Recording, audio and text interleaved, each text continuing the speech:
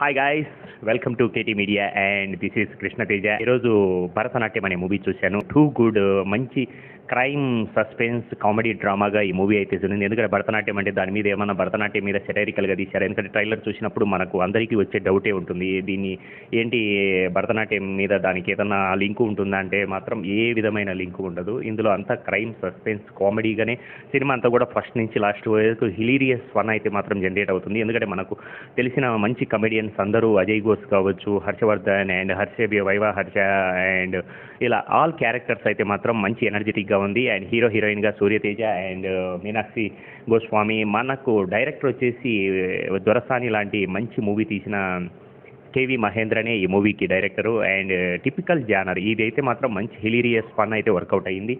థియేటర్లో మాత్రం మస్తు ఎంజాయ్ చేస్తారు ఈ మూవీ. అండ్ ఇది ఏంటంటే ఒక అసిస్టెంట్ డైరెక్టరు ఒక అమ్మాయిని పెళ్లి చేసుకోవడానికి, అలాగే వాళ్ళ ఇంట్లో ఉన్న బేసిక్, ఎందుకంటే అందరికీ లో మిడిల్ క్లాస్ ప్రాబ్లమ్స్ ఉంటాయి, దాన్ని క్యారీ చేయడానికి తను ఏం చేశాడు, తన జీవితంలో ఎలాంటి సిచ్యుయేషన్స్ వచ్చాయి, అతను కథలు చెప్పే విధానంలో ఆ హెలీరియస్ ఫన్ ఏదైతే ఉంటుందో, అలాగే ఒక ఆల్ టైప్ ఆఫ్ ఈ మూవీని ఎందుకంటే స్టోరీ చెప్పి కిల్ చేయదలుచుకోలేదు, కానీ భరతనాట్యానికి ఇందులో ఉన్న ఒక ఏదైతే డ్రగ్ ఏదైతే ఉందో, ఒక డ్రగ్ మనిషిని ఫస్ట్ టైం వేసుకున్నప్పుడు కావచ్చు, డ్రగ్ యూజ్ చేసినప్పుడు తన మైండ్ సెట్ను మనం విజువల్గా చూపించిన విధానం మాత్రం చాలా బాగుంది. ఎందుకంటే ఒక మత్తు మైండ్లో ఆ కాన్షియస్ ఎలా ఉంటుంది అనేది మాత్రం పర్టికులర్గా మనకు స్క్రీన్ ప్రజెన్స్ అయితే డైరెక్టర్ విజువలైజ్ చేయించాడు. అండ్ దీంట్లో మంచి ఫస్ట్ అండ్ లాస్ట్ వరకు, సెకండ్ హాఫ్ మాత్రం మంచి హిలీరియస్ ఫన్ అయితే వర్కౌట్ అయింది. ఇప్పుడు మాత్రం మన వైవా హర్ష మాత్రం చింపేశాడు. అండ్ సెకండ్ హాఫ్లో తన డైమెన్షన్స్ కావచ్చు, తన హీరోయిగా